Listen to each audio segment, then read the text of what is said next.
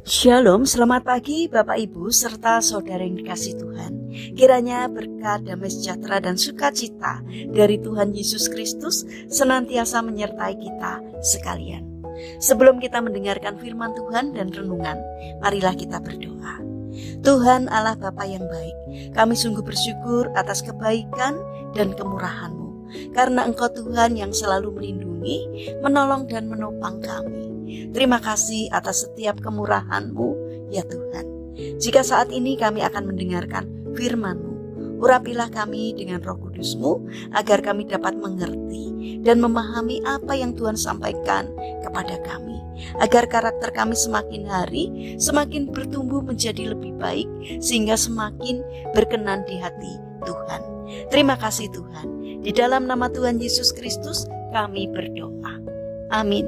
Bapak Ibu serta saudara yang dikasih Tuhan, bacaan firman Tuhan saat ini diambil dari TP2 Kitab Amsal pasal 4 ayat 23. Demikianlah sabda Tuhan.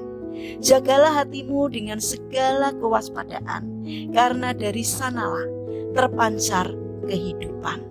Tema renungan saat ini adalah respon positif.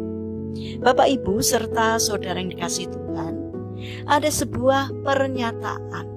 Kehidupan ini sesungguhnya hanya terdiri dari 10% mengenai apa yang terjadi di dalam kehidupan kita.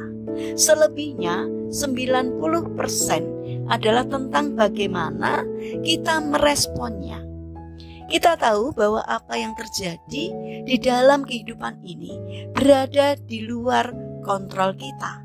Namun memberi reaksi terhadap apa yang terjadi berada sepenuhnya di dalam kontrol diri kita.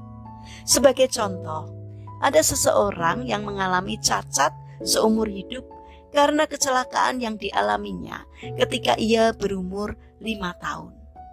Ketika sang ibu mengendarai mobil dalam keadaan mabuk, dia berkata, "Puluhan tahun saya menyimpan kebencian dan tidak dapat mengampuni ibu saya.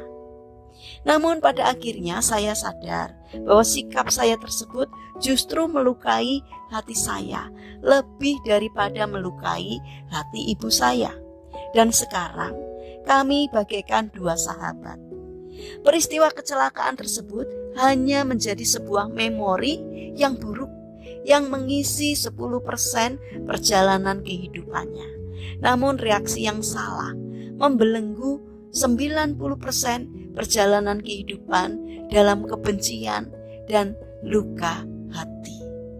Bapak Ibu serta saudara yang dikasihi Tuhan, dengan berkaca pada kisah singkat tersebut, mari kita introspeksi diri dan melihat bagaimana kita merespon setiap permasalahan dan pergumulan hidup yang kita jalani.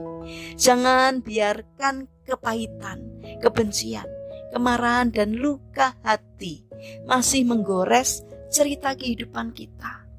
Buanglah sampah-sampah kehidupan yang telah mengisi 90% cerita perjalanan kehidupan kita selama ini.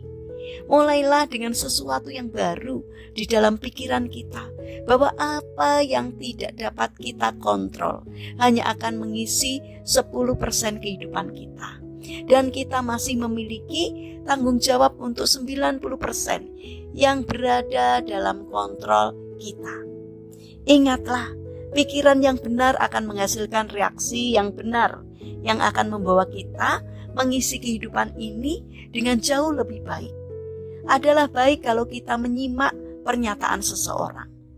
Apa yang ada di dalam pikiran kita selalu lebih penting dari apa yang ada di dalam kehidupan kita.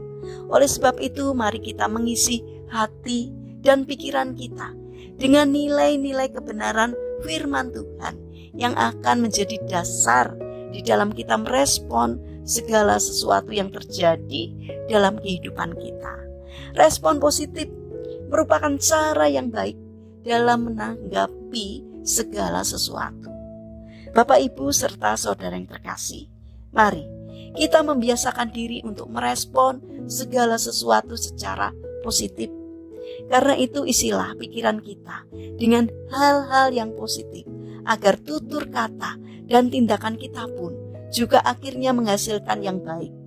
Mari kita isi pikiran dan hati kita dengan hal-hal yang baik, agar setiap kata-kata dan tindakan yang kita lakukan juga memancarkan perilaku yang baik. Mari kita berdoa. Tuhan Yesus yang baik, mampukan kami untuk bisa merespon secara positif setiap kejadian yang kami alami, karena kami ingin menjalani hidup dengan damai-Mu yang berasal dari Tuhan. Bapa yang baik, kami ingin menyerahkan seluruh aktivitas kami hari ini ke dalam tangan-Mu. Kami mohon penyertaan dan pertolongan Tuhan. Berikanlah kesehatan kepada kami dan juga kepada orang-orang yang kami kasihi. Kami mohon kiranya Tuhan yang menolong dan memberkati kami. Bapa yang penuh kasih, kami berdoa bagi saudara-saudara kami yang mengalami sakit atau lemah fisik. Kiranya Tuhan berbelas kasih. Kiranya Tuhan berkenan untuk menjamah dan menyembuhkannya.